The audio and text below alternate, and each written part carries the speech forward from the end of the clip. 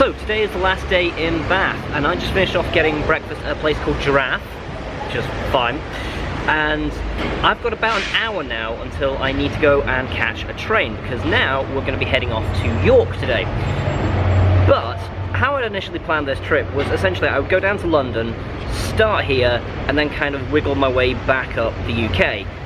Because I've had to make so many changes to it, that's not how it's going to end up happening. So basically what we're going to end up doing instead is going back to London, back on the tube to Euston, and then up again to York. So it's not the journey that I was hoping it would be, but we're going to do it. And this is going to take like 5 or so hours, so this is going to be a fairly long journey, unfortunately.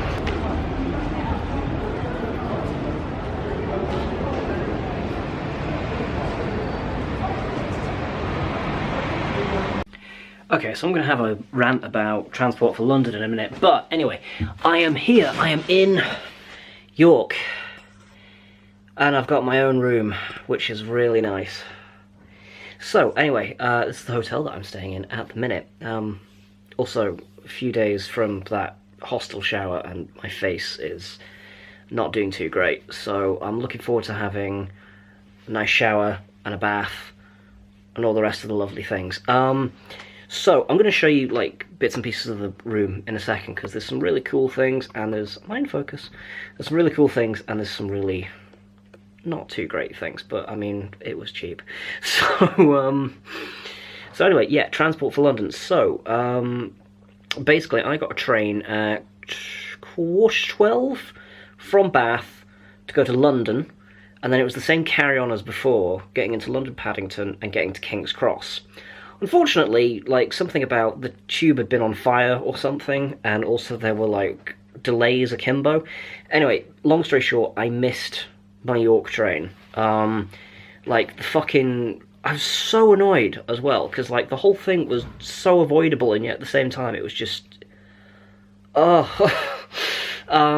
like, by the time the tube train got there, I would have had 6 minutes to make it to my connection, which is not ideal given how massive the station is, but it was doable.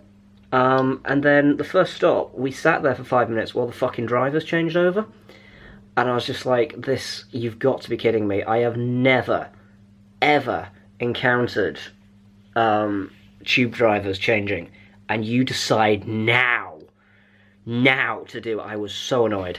I mean, I get it, you know, tube drivers got to change over, but my fuck, did that screw me over. So anyway, I ended up getting the 2:30 instead, which isn't so bad, but it just means that I'm just a bit more behind than I would have liked today. Also, for some reason, I wasn't aware that I was going to London then bouncing back up. I don't know what I thought I was doing today, but I did not think that that was the route. So it's a good thing I checked, because I thought I was getting a 2 o'clock train direct here. So anyway, so that's fine. Anyway, I want to show you some things. I'm going to start in the bathroom. So the room has a bath, which is amazing to start off with, and it has this kind of funky shower assembly thing. I don't really know what all the various shower heads are for. Do they come out? I don't know what the deal with that is. I don't know what they do, and I'm kind of scared to try it out. So yeah, anyway, I mean, that's not so great, but I mean, you know, it does this, and you can change the colours. Maybe I'm just very easily impressed, but that is fucking amazing to me. Yeah, also, there's a jacuzzi, which I'm not going to switch on, because I didn't know it was a jacuzzi, and it made a noise louder than the souls in hell, so that should be interesting. But yeah, it's a proper, like, spa bath thing, which I did not get in Bath, ironically. Also, the hotel does seem to be a bit of a building site at the minute, which is fine, because I'm guarded from it through a smashed window.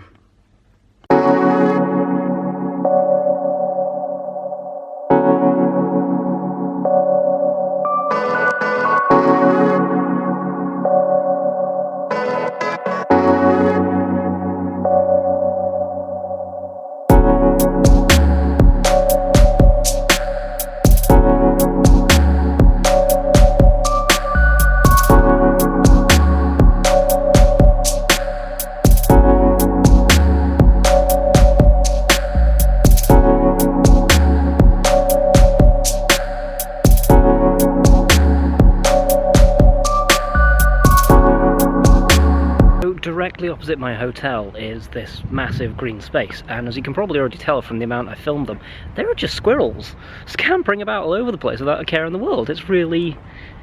It's nice that, for a change, you know, they're not skittish and they're having to hide from people all the time, but it's also a little bit odd. For me anyway. This is probably perfectly normal, but... oh, they're so cute! Sorry.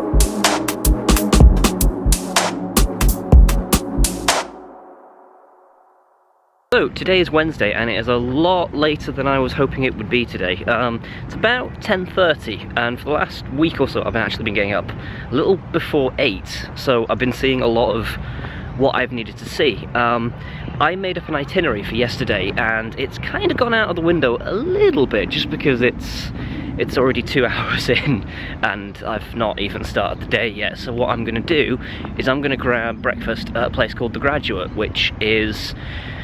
I think we made a vlog about this a couple of years ago, but it's where myself and Danny actually checked out when the Bobbin was going to be getting its refurb. It was legendarily the failed common room, so I'm kind of curious to see what sort of condition it's in now.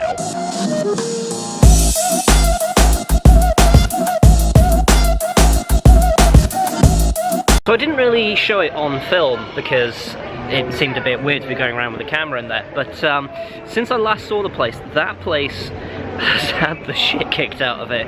Wow, it is in surprisingly bad repair. I mean, it's been 2 years, but at some point someone has smashed all the toilets in there. Like, that's something I noticed. The last time we visited, we had a good look around the place, and I seem to remember they had ceramic toilets. They now have those tin metal ones that you find on, like, really nasty sort of roadside station stop things. So, yeah. So, someone's been going around destroying toilets in York, which is cool, fine, whatever. As long as they don't come to Edinburgh, that's fine. Now... again, we're really far behind today. I got a coffee. Now, we're going to go and check out the York chocolate story. I think they go on about Terry's chocolate, and I think they have a chocolate shop attached, so I'm okay with that.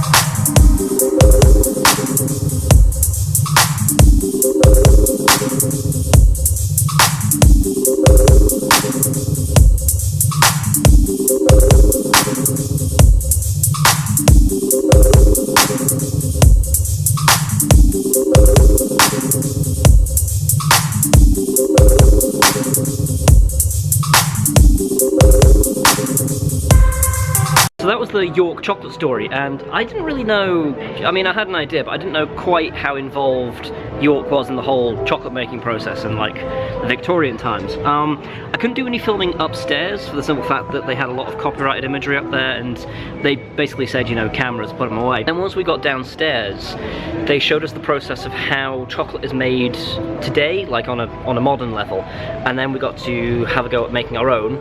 Mine didn't go too well. We were supposed to be making these chocolate lollies and the stick fell out, even though I did what they asked me to. I clearly didn't do it right, but anyway.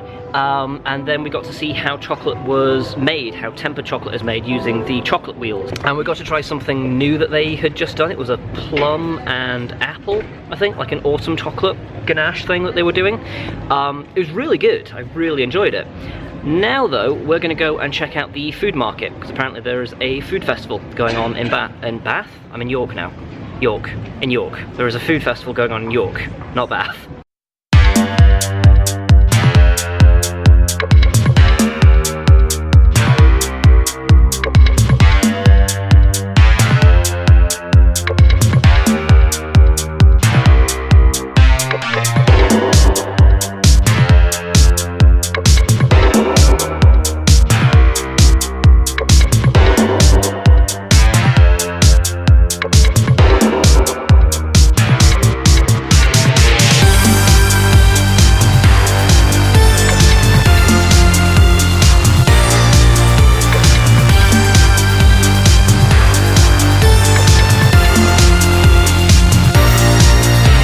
The food festival here looks amazing. There is, well, there's filming going on as well, but there's also local produce, there's cheeses, there's meats, there's vegetables, there's lots of cactus plants, weirdly, and there's a lot of booze as well. There's like real ales and vodka and something that was called Rhucello, I think. It was supposed to be a spin on limoncello, but made with rhubarb instead. Unfortunately, I'm still really full from breakfast, so I can't actually face getting anything at the moment, which is a real shame, because probably by the time that I am actually going to be hungry, it's all going to be shut up again, so I might need to grab something tomorrow, but this looks amazing.